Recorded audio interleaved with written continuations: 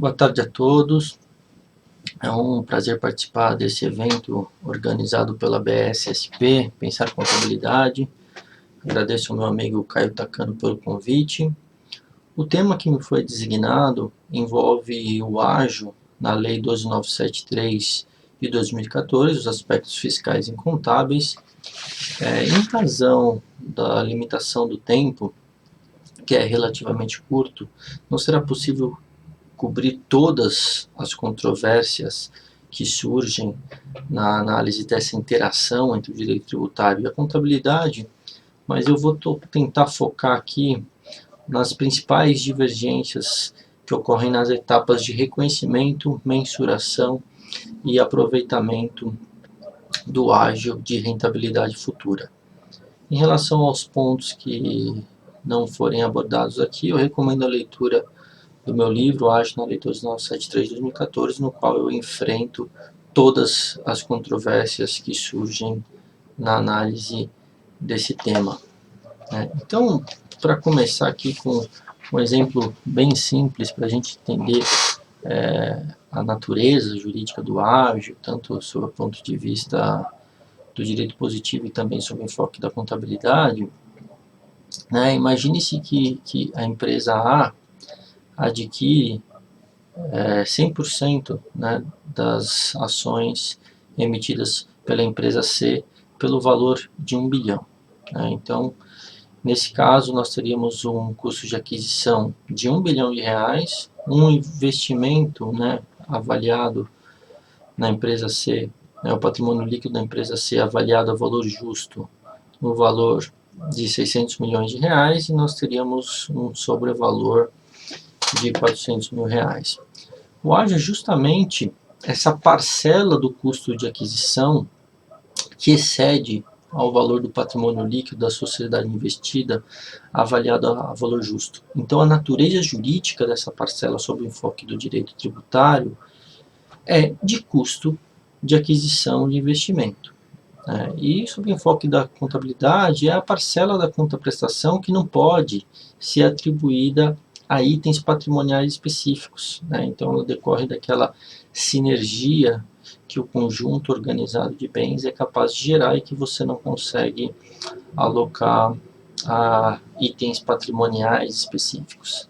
Então, aqui a gente vai analisar basicamente as etapas de reconhecimento, mensuração e aproveitamento do ágio, tentando apresentar as principais controvérsias que surgem em relação a essa interação entre o direito tributário e a contabilidade. Na etapa de reconhecimento, existe uma divergência em relação às circunstâncias em que o ágio é reconhecido na contabilidade e no direito tributário. Isso acontece de uma forma até natural, porque a contabilidade e o direito são ciências que possuem finalidades distintas. A contabilidade ela está muito mais preocupada com a mensagem, com as informações que serão transmitidas para os usuários das informações contábeis, para os investidores, para os stakeholders, e tem uma visão, então, mais prospectiva até do patrimônio daquela determinada entidade. Já o direito tributário, ele está muito mais preocupado com outros valores, primeiro uma visão retrospectiva do patrimônio, porque o direito tributário olha para fatos geradores que ocorreram no passado, e o direito tributário ele tem uma preocupação maior com a certeza do direito, com a segurança, com uma mensuração mais precisa e não tão prospectiva dos fenômenos que ocorrem na realidade social. Então existe uma divergência aí relacionada à própria finalidade das ciências e que acaba tendo uma influência nessas etapas de reconhecimento, mensuração e aproveitamento do ágio. Então, na contabilidade, o ágio surge quando nós estamos diante de uma operação de combinação de negócios, que é tratada pelo pronunciamento técnico CPC número 15. E a combinação de negócio é definida como uma operação ou outro evento por meio do qual um adquirente obtém o controle de um ou mais negócios, independentemente da forma jurídica da operação. Então, alguns pontos aqui que precisam ser esclarecidos nessa definição, né? Primeiro controle de um ou mais negócios, né? A contabilidade, você só tem uma combinação de negócios quando você tem uma aquisição de controle. Então, existe a mudança do controle de um negócio. Como a gente vai ver adiante no direito tributário, isso é diferente. Basta que eu adquira, né, uma participação societária avaliada pelo MEP.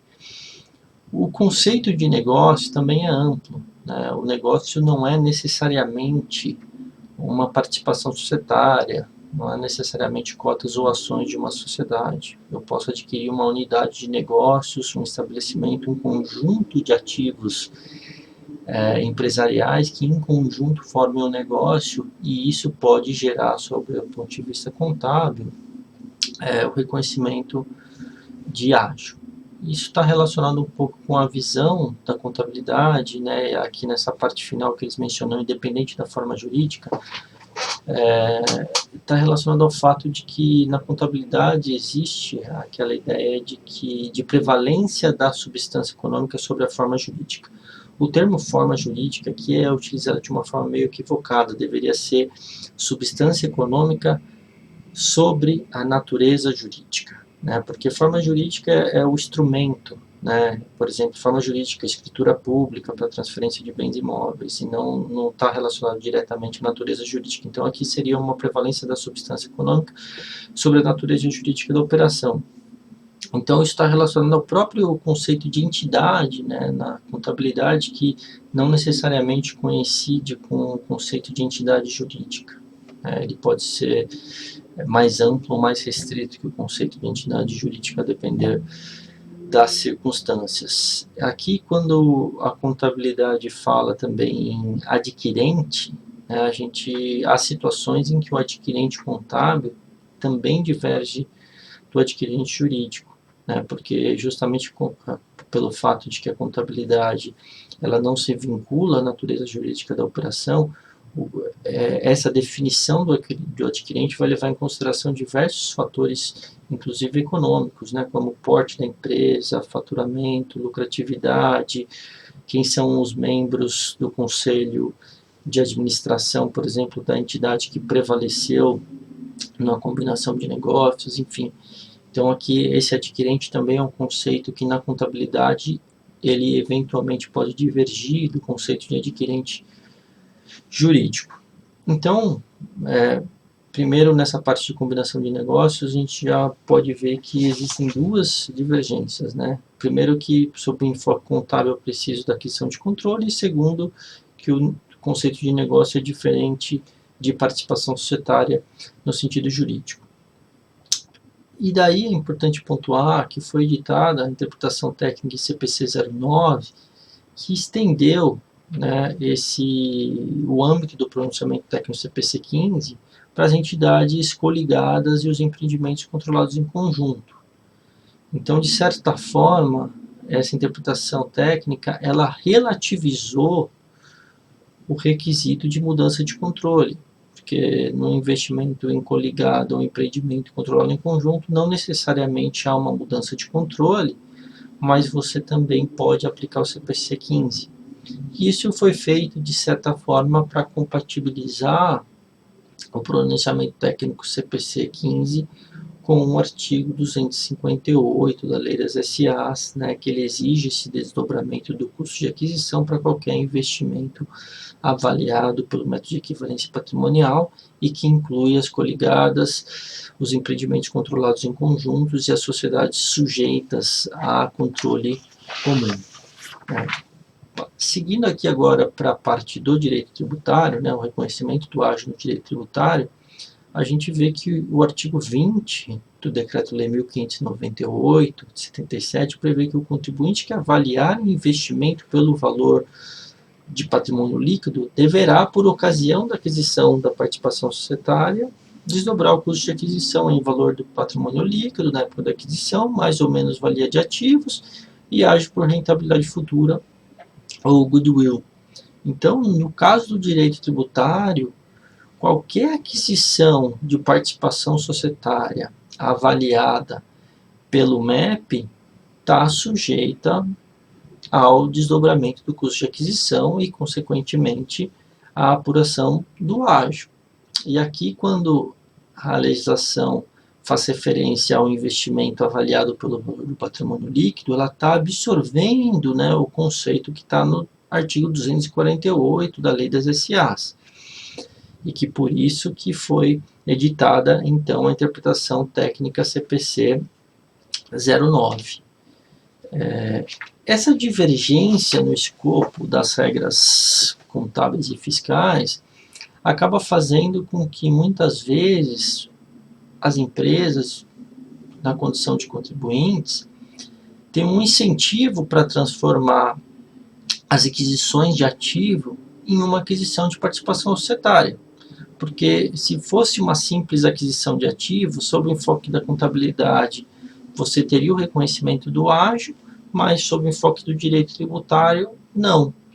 Então, para que no âmbito do direito tributário possa surgir esse aproveitamento fiscal do ágio, muitas vezes as empresas vertem, por exemplo, esses ativos para uma NILCO, né, para uma sociedade específica, para que então esse ágio seja passível de aproveitamento fiscal, e é justamente nesse tipo de situação, né, entre outros, que vai surgir discussão, por exemplo, relacionadas à empresa veículo e outras situações em que você tem essa tentativa, né, de transformar um asset deal em um share deal para poder aproveitar o ágio para fins fiscais. E o último ponto aqui nessa questão do reconhecimento é que, sob o enfoque do direito tributário, apenas o ágio gerado em operações entre partes independentes poderá ser aproveitado para fins fiscais. Essa é uma regra que veio como uma reação do legislador a toda a discussão que existia na jurisprudência administrativa a respeito do ágio interno, né, do ágio gerado dentro do próprio grupo econômico, e a ideia é que as operações realizadas entre partes relacionadas, ela não tem o caráter comutativo, a questão da barganha negocial que é comum nas operações entre partes independentes. Então, o ágio, muitas vezes, ele não surge nessa relação entre partes independentes por conta daquela ideia de que só se está tirando, né, recursos de um bolso e passando para outro bolso. Então, quando se pensa sobre o enfoque da contabilidade, que é o enfoque do balanço consolidado, essas transações entre empresas que estão dentro do mesmo grupo econômico, elas são eliminadas, né, sob a perspectiva do balanço consolidado. Isso acabou tendo uma influência na jurisprudência administrativa, na geração do ágio interno, sob essa perspectiva de que esse ágio interno, muitas vezes, ele seria artificial, o que é uma premissa equivocada, porque nos casos em que há, por exemplo, acionistas minoritários no grupo, né, muitas vezes essas operações elas são avaliadas a mercado, né, elas são realizadas em condições estritamente comutativas, mas esse viés, né, de operações realizadas dentro do mesmo grupo econômico acabou influenciando a jurisprudência e, de certa forma, em reação a isso, a Lei 2973 de 2014 instituiu uma regra vedando o aproveitamento de ágios gerados em operações entre partes independentes. É uma regra que é questionável sob o enfoque do princípio da proporcionalidade, porque se existe patologia nessas operações realizadas entre partes dependentes, ela deveria ser investigada em cada caso concreto, a partir do devido processo legal, e não por meio de uma regra geral e abstrata que proíbe qualquer tipo de ágio.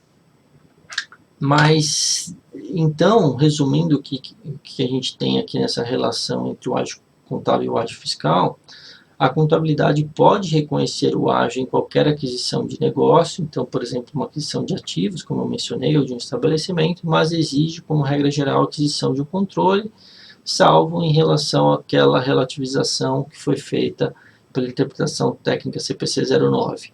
Já o direito tributário alcança apenas a aquisição de participação societária, mas não exige a caracterização de controle, de mudança de controle societário.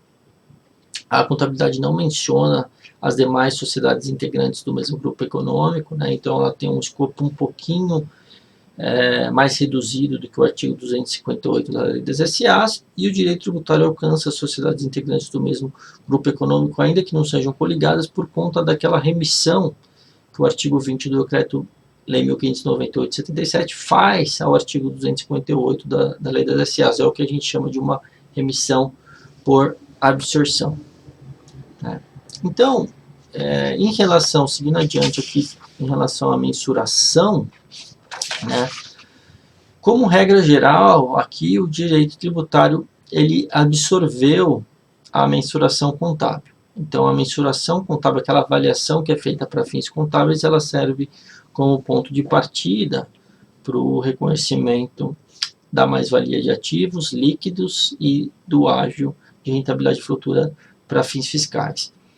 Essa mensuração, esse alinhamento da mensuração no direito tributário e na contabilidade é uma boa inovação da Lei 12973 de 2014, pois no regime anterior havia uma ampla discussão a respeito dos fundamentos econômicos do ágio, né, da fundamentação econômica do ágio. Isso acabava gerando muita controvérsia.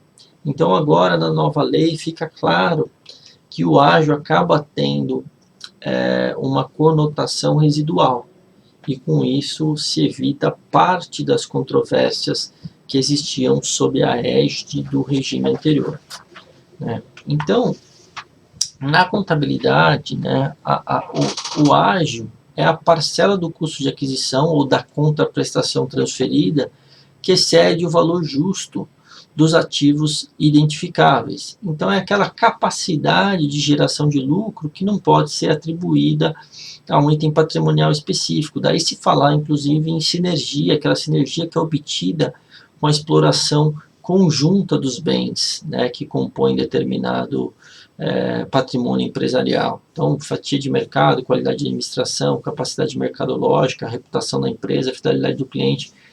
Todos esses fatores que não puderem ser identificados e avaliados individualmente, eles compõem o ágio. No item 11 do pronunciamento técnico CPC número 4, que trata dos ativos intangíveis, é mencionado que a definição de ativo intangível requer que ele seja identificável para diferenciá-lo do ágio derivado da expectativa de rentabilidade futura. O ágio derivado da expectativa de rentabilidade futura reconhecido em uma combinação de negócios é um ativo que representa benefícios econômicos futuros gerados por outros ativos adquiridos em uma combinação de negócios que não são identificados individualmente e reconhecidos separadamente. Tais benefícios econômicos futuros podem advir da sinergia entre os ativos identificáveis adquiridos ou de ativos que individualmente não se qualificam para reconhecimento em separado nas demonstrações contábeis. Então fica claro que, sob o enfoque da contabilidade, o ágio tem um nítido caráter residual, né? Aquilo que não pode ser atribuído a itens patrimoniais específicos. E isso foi absorvido em caráter geral pelo legislador tributário, né? Então, quando se está fazendo o desdobramento do custo de aquisição de uma participação societária, o preço de aquisição ele é desdobrado entre patrimônio líquido. Esse patrimônio líquido é então avaliado em valor justo, né? Todos os ativos e passivos são avaliados em valor justo, então nós teremos mais ou menos valia de ativos líquidos são os ativos menos os passivos, e então teremos o valor residual, que é o ágio ou o ganho por compra vantajosa. E daí se falar em absorção, então, desse processo de mensuração contábil como regra geral. Sob o enfoque do direito tributário, a 12973 passou a exigir um laudo de avaliação. Esse laudo de avaliação ele tem a função de trazer maior segurança jurídica, né, para essa avaliação que é feita nas aquisições de investimentos. Então, como o ágio tem um valor residual, todos os ativos e passivos que são avaliados a valor justo, eles constam desse laudo de avaliação como uma forma de conferir maior credibilidade para essa avaliação que é feita. Então, por isso que a lei exige que esse laudo de avaliação seja elaborado por um perito independente, né? Esse perito independente deve ser um profissional habilitado, idôneo e imparcial, né? Então, na prática, geralmente são empresas, né, especializadas em avaliação. Essa é uma área que é bastante complexa e que demanda conhecimentos específicos e especializados, então geralmente há um time de profissionais com diferentes expertises para fazer esse tipo de avaliação. E a questão da independência, né, correndo o risco aqui de dizer o óbvio, ela não é afetada pelo fato de que o laudo de avaliação ele é pago, né, pela própria empresa adquirente, né? Então, o fato do perito independente estar sendo remunerado não afeta a sua independência.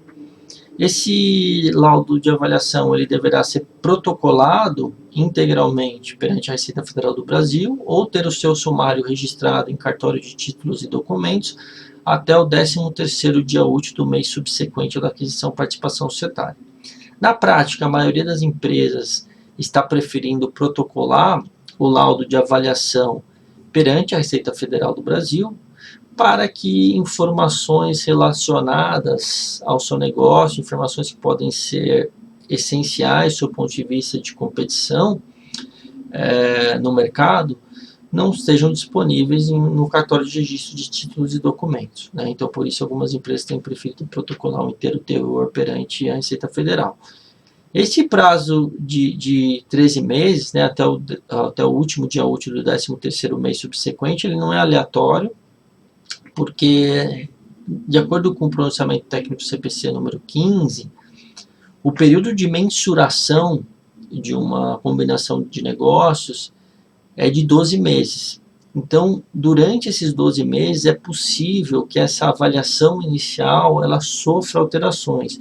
Isso acontece porque o adquirente antes ele estava fora do negócio. E muitas vezes, quando ele assume, então, o controle daquele negócio, ele tem uma visão mais completa da realidade que pode alterar aquela mensuração provisória que ele havia feito. Então, por isso que o pronunciamento técnico CPC ele concede um prazo de 12 meses e a legislação tributária concede um mês adicional para que, então, o contribuinte finalize esse laudo e providencie o seu protocolo. Então, na prática, né, o ideal é que esse protocolo seja feito justamente nesse 13º mês, para que se evite, né, essa prática de ter que eventualmente retificar o laudo anteriormente protocolado por conta de uma alteração ocorrida durante o período de mensuração.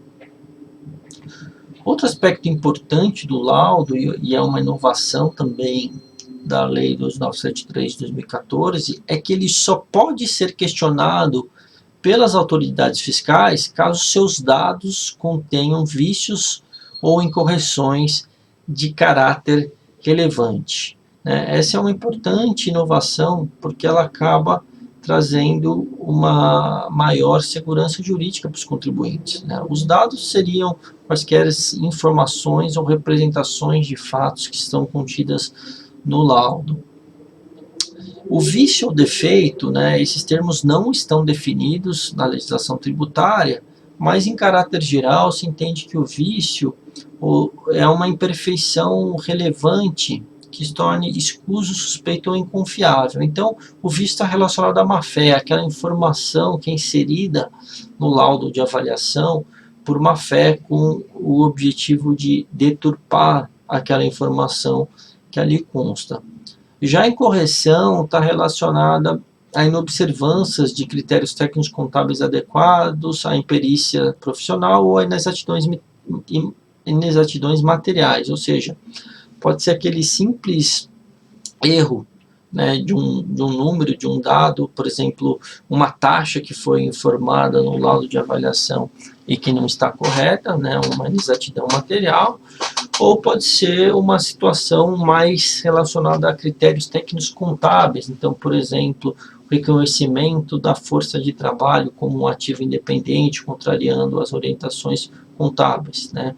Então, uma inobservância a um critério técnico contábil específico pode ser uma incorreção de caráter relevante, e ela será de caráter relevante quando ela puder influenciar na mensuração da mais-valia de ativos ou do ágio, né?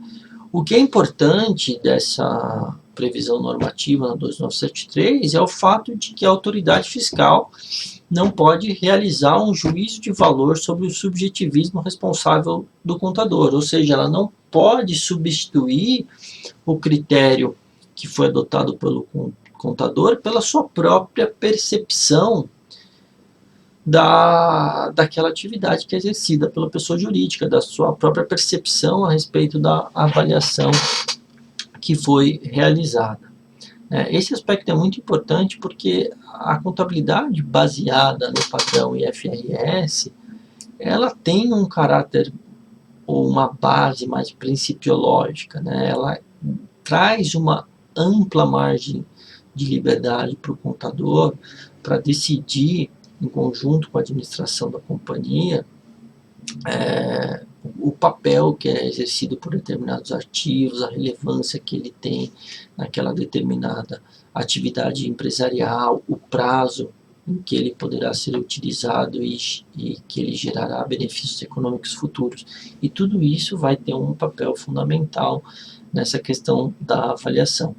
Então, por isso é importante que a Lei 2973 de 2014 tenha deixado claro que o contador não pode questionar esse juízo de valor que é feito, que a administração não possa questionar esse juízo de valor que é feito pelo administrador.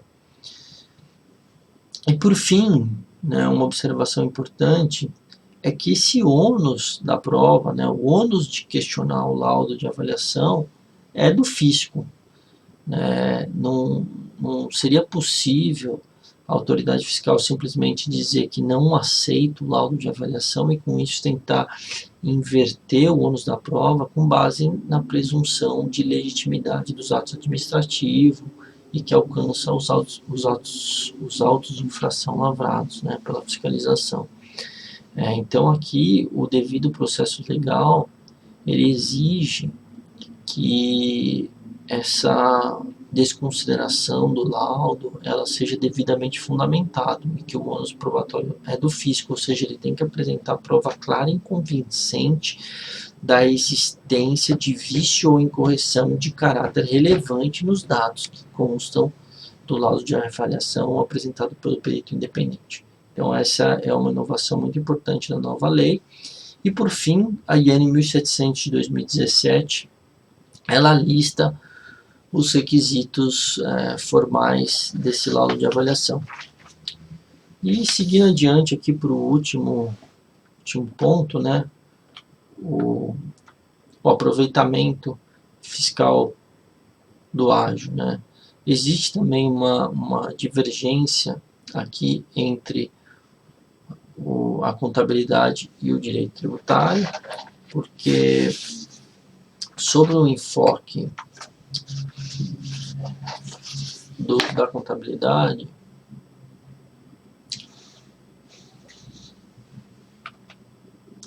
o último ponto envolve o aproveitamento do ágio, né, e aqui também há uma divergência de enfoque sobre a contabilidade e o direito tributário. Sobre o enfoque da contabilidade, o ágio, como regra geral, ele não tem um prazo de vida útil definida. Então é difícil estabelecer um prazo para a sua amortização. Por isso, o ágio não está sujeito à amortização contábil, ele está sujeito ao teste de recuperabilidade, ao teste de impairment. Então, anualmente, a empresa deve avaliar o valor recuperável daquele ágio por expectativa de rentabilidade futura gerado de uma combinação de negócio. Isso significa que o ágio, então, ele é mantido intacto na contabilidade até que ocorra um evento, né, que reduza o seu valor recuperável, então, e que leve à realização de um impairment.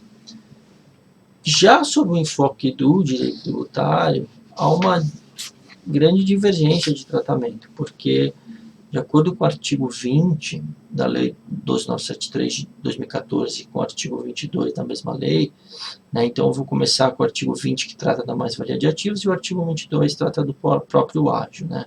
O artigo 20 diz que, no caso de incorporação, fusão e cisão, então, primeiro ponto, incorporação, fusão e cisão são aquelas operações que causam sucessão a título universal, são essas operações que acarretam a junção entre o ágio, né, e a expectativa de rentabilidade futura, aquele lucro adicional que não pode ser atribuído a nenhum tipo de ativo específico. Então, são esses eventos que, sob o ponto de vista do direito tributário, são o gatilho para o aproveitamento fiscal do ágio. Então, ocorrendo esses eventos societários, o saldo existente na contabilidade na data de aquisição da participação societária, esse é um outro ponto importante, né? Durante a MP 627, se dizia que a redação era que o saldo existente na contabilidade na data do evento societário. Isso faria com que, se houvesse aquisição de uma participação societária e entre a data de aquisição e a data da incorporação ou fusão ou cisão houvesse um evento de um impairment, por exemplo, o ágio seria reduzido e toda essa parcela do impairment não seria aproveitada para fins fiscais. Então, na conversão da MP 627 para a Lei 12.973, houve uma tomada de posição pelo Congresso Nacional e se decidiu que o saldo existente na contabilidade na data de aquisição da participação societária é que seria atribuído à mais-valia de ativos e ao ágio. Então, esse também é um ponto importante. E em seguida diz que, referente à mais-valia, decorrente da aquisição de participação societária entre partes não dependentes, então isso eu já mencionei anteriormente, somente aquisição de participação societária entre partes não vinculadas, entre partes independentes no mercado, poderá gerar mais-valia de ativos e ágios aproveitáveis para fins fiscais e poderá ser integrante do custo de aquisição do bem ou direito que lhe deu causa para efeito de determinação do ganho ou perda de capital ou do cômputo de depreciação, amortização ou exaustão. Ou seja, a mais-valia de ativos ela será alocada, né, ao bem que lhe deu causa no momento da incorporação, fusão ou cisão e passará a seguir, né, o efeito de realização do custo de aquisição daquele bem ou direito. Então, se é um bem ou direito sujeito a depreciação, amortização ou exaustão, essa parcela da mais-valia será realizada em conjunto com o custo de aquisição desse ativo, ou se for um bem ou direito que não está sujeito a depreciação, ou amortização ou exaustão, ele vai ser determinado, né, como custo no momento da determinação do ganho ou da perda de capital. Já o artigo 22, né, ele também dispõe que a pessoa jurídica absorver o patrimônio de outro em virtude de incorporação, fusão ou cisão, na qual detinha a participação societária adquirida com ágio por rentabilidade futura, decorrente da aquisição de participação societária entre partes não dependentes, então, de novo, né, é preciso que a operação tenha sido realizada entre partes independentes no mercado, poderá excluir para fins de apuração do lucro real, nos períodos de apuração subsequentes, o saldo do referido ágio existente na contabilidade na data de aquisição, e também aqui foi feito corte temporal como data de aquisição, à razão de uns 60 avos no máximo por período de apuração. Aqui, como eu mencionei, como o ágio, como regra geral, ele está sujeito ao impairment, né, ele não é amortizado fiscalmente, salvo em hipóteses excepcionais, né, como o ágio que eventualmente surge em contratos de concessão, em regra você não tem ali uma amortização que afeta o resultado contábil, que afeta o lucro líquido da sociedade. Então, por isso que o artigo 22 de 12.973 fala em exclusão do ágio. Então, esse aproveitamento fiscal do ágio, via de regra, ele é realizado via ajuste de exclusão no LALUR. Bom, então, para resumir a parte final aqui, preparei um quadro que aponta as diferenças entre o ágio na contabilidade e no direito tributário. Sobre o enfoque contábil, então, qualquer operação de combinação de negócios é capaz de gerar o reconhecimento de ágio. A combinação de negócios, como regra geral, exige aquisição de controle, O conceito de negócio é mais amplo do que o conceito de participação societária, então qualquer aquisição de um conjunto organizado de ativos pode eventualmente se qualificar como um negócio, e a interpretação técnica ICPC 09 estendeu o âmbito de aplicação do pronunciamento técnico CPC 15 para alcançar também as sociedades coligadas e os empreendimentos controlados em conjuntos, alinhando-se assim à redação do artigo 258 da Lei das SAs. Sob o enfoque do direito tributário, o artigo 20 do Decreto-Lei 1598 de 77 continua exigindo o desdobramento do custo de aquisição em qualquer aquisição de participação societária avaliado pelo MEP. Então, aqui a única restrição diz respeito àquele requisito introduzido pela Lei 2973 de 2014, que está relacionado à aquisição entre partes independentes. Como eu mencionei, essa regra é passível de questionamento sobre o enfoque do postulado da proporcionalidade, porque ela presume, em caráter geral, que essas operações entre partes dependentes são viciadas. Então, em vez de comprovar a existência de vício de existência ou de validade no negócio jurídico, se assume em caráter geral que essas operações são eivadas de vício, o que contraria, o postulado da proporcionalidade.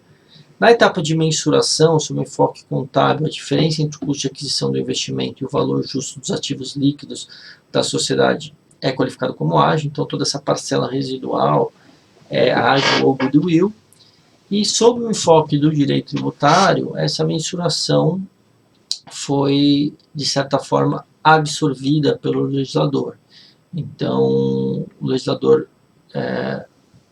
por meio de uma remissão à mensuração contábil, absorveu esse conceito. A etapa de alocação é uma decorrência da etapa de mensuração, então aqui, sob enfoque contábil e tributário, nós teremos um desdobramento entre valor patrimonial, mais valia de ativos líquidos e goodwill. E por fim, em relação ao aproveitamento, como regra geral, o ágio está sujeito a teste de recuperabilidade por não ter uma vida útil definida. Excepcionalmente, o ágio pode ter uma vida útil definida, como ocorre nos casos de ágios vinculados a contratos de concessão, e nesse caso ele poderia ser amortizado. Sob o enfoque do direito tributário, se optou pela amortização linear do goodwill, a razão máxima de 1 centavos por mês do período base, e essa amortização, que é feita de forma linear, ela é operacionalizada mediante exclusão no livro de apuração do lucro real. Basicamente, essas são as considerações que eu gostaria de trazer sobre o tema. Há diversos outros pontos que suscitam controvérsias nessa relação entre o direito tributário e a contabilidade, como ocorre na chamada aquisição reversa, na qual a contabilidade considera como adquirente uma entidade que, sob o ponto de vista jurídico, ela é adquirida. Então existe essa divergência de perspectivas entre a contabilidade e o direito tributário por conta da ideia de prevalência da substância econômica sobre a natureza jurídica das operações no âmbito da contabilidade. Existem os casos das contraprestações contingentes, que geram dúvidas em relação ao seu tratamento como despesa ou como custo de aquisição do investimento, porque as contraprestações contingentes ocorridas ou materializadas após o período de mensuração contábil são reconhecidas diretamente como resultado de exercício na contabilidade, e no âmbito do direito tributário, o natural seria o tratamento dessas parcelas como componentes do custo de aquisição do investimento. Há casos de ativos e passivos fiscais diferidos, que também geram dúvidas em relação ao seu reconhecimento na etapa de mensuração, porque, em tese, esses ativos e passivos fiscais diferidos seriam um componente da sociedade investidora, e não do próprio patrimônio avaliado na sociedade investida, mas o CPC 15 e impõe, né, esse reconhecimento desses ativos e passivos fiscais diferidos, o que também pode ser uma possível divergência. Há os casos envolvendo compra de participação adicional pelo acionista controlador, que sob o enfoque da contabilidade é considerado como uma transação de capital, porque o acionista controlador ele já tem o controle de negócio, então você não tem, né, propriamente uma combinação de negócio sob o enfoque da contabilidade, então essa aquisição de participação adicional é registrada diretamente no patrimônio líquido e isso pode gerar uma dúvida em relação ao reconhecimento do ágio. E há casos de aquisições em estágios, em que o controle, então, primeiro o adquirente adquire uma parte da participação societária, depois ele adquire uma participação adicional e só nesse momento que ele adquiriu o controle do negócio e essa etapa anterior, essa participação anterior que ele detinha, passa a ser avaliada a valor justo. Então, enfim, existem várias outras divergências entre o ágio na contabilidade e no direito tributário. A minha ideia foi apenas passar aqui, então, uma visão geral sobre o tema. E para aqueles que quiserem aprofundar nessa análise, há diversos materiais aí disponíveis para aprofundamento dos estudos. Obrigado a todos pela atenção. E qualquer dúvida, eu fico à disposição aí posteriormente para a gente trocar uma ideia sobre o tema.